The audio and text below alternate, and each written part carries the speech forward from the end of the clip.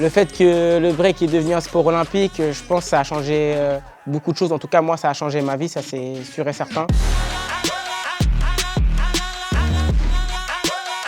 Yo yo yo yo, c'est Brice et qui est B-Boy Sibri, Nantes 44, représente On of Crew, The Forgottens. J'ai commencé en fait comme on va dire la plupart des petits garçons, enfin en tout cas de quartier. Je faisais du foot jusqu'à mes 15 ans, puis après j'ai fait que du break jusqu'à aujourd'hui.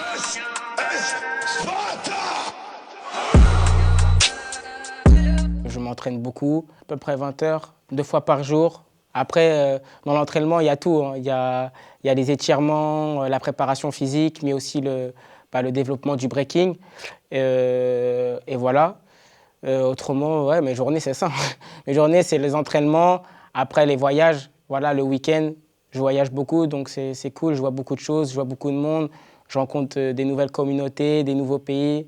Je vais faire un tournoi européen à Helsinki. C'était en avril dernier. Je pense déjà que c'était une destination où on pense qu'il n'y a pas de break, en vrai de vrai, mais du coup, il y a une grosse communauté là-bas en Finlande. Du coup, je suis allé là-bas avec mon sac à dos. C'était mon premier voyage où je suis parti tout seul avec mon sac à dos. Et j'ai gagné le battle. Et du coup, ça m'a permis d'être invité un mois plus tard au Canada. Et après, au Canada, j'ai fait un très bon résultat là-bas et tout ça. Et là-bas, les gens, ils m'ont kiffé, donc c'était cool. J'ai découvert le breakdance en 2013 et j'ai commencé le break en 2014. Et j'ai découvert grâce d'abord avec le copain de ma grande cousine.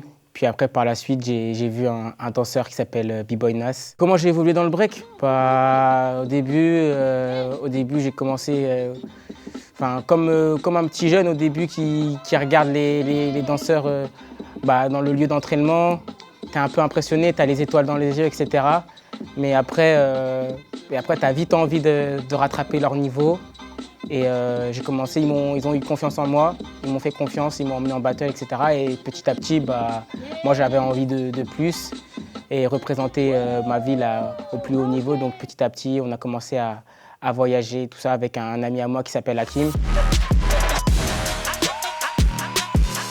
C'est un peu un paradoxe parce qu'au début, c'était plus les acrobaties, etc. Mais aujourd'hui, on me connaît plus pour mon style et rien à voir pour les acrobaties parce que j'en fais, mais moins. Le break, c'est la discipline où ça demande vraiment de la motivation. C'est frustrant en fait parce que tu fais beaucoup de battles, mais tu passes pas souvent les qualifs, etc. Mais un jour, tu as un déclic et à partir de ce moment-là, tu surfes sur les vagues, en fait, on va dire, entre guillemets. C'est là, tu passes toutes les qualifs. Entre guillemets, c'est là où ta carrière elle démarre, en fait. Dans cette discipline, il faut tout faire, en fait. Il faut aussi bien faire du flow que faire de la technique, etc. Donc, on va dire qu'il faut savoir être complet, mais dans les compétitions, il faut faire ce qu'on aime, en fait. Et moi, ce que j'aime, c'est le style, c'est le flow, donc.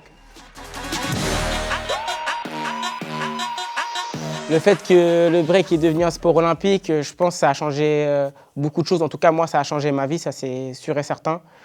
Moi, j'ai commencé la danse comme beaucoup de danseurs pour les battles, pour la compétition, mais avant, c'était plus difficile d'en vivre pour les personnes plus vieilles que moi, l'ancienne génération, entre guillemets. Et il faut en être reconnaissant parce que c'est grâce à ces personnes-là qu'aujourd'hui, moi, nouvelle génération, je peux vivre des compétitions, etc. Mais ouais, ça a changé ma vie parce qu'il y a tout autour, il y a des sponsors. Tu n'as plus le regard un peu, les jeunes qui font du hip-hop dehors, etc. C'est un peu des voyous, etc. Maintenant, on est vraiment reconnus comme des athlètes, comme des sportifs, etc. On peut transmettre notre passion à la nouvelle génération, aux jeunes. Ça, c'est bien aussi. Si ce n'est pas à Paris en 2024, ça sera à LA en 2028. En tout cas, je suis un bon prétendant dans la nouvelle génération, donc c'est cool.